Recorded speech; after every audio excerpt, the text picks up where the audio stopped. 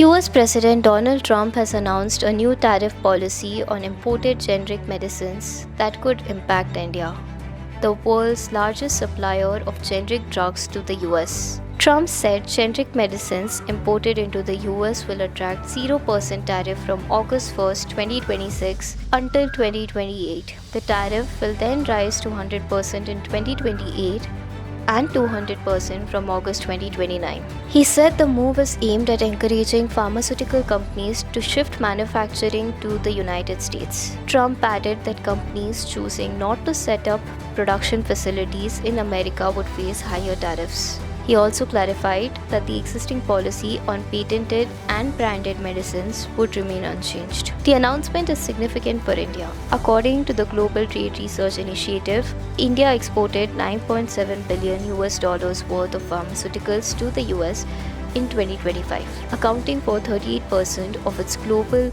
pharma exports worth $25.8 billion. Indian generic medicines are widely used in the US for treating diabetes, hypertension, cancer, infectious diseases, and mental health conditions. The announcement comes after US Trade Representative Jamison Greer said Washington was planning fresh tariffs to replace levies struck down by the US Supreme Court earlier this year.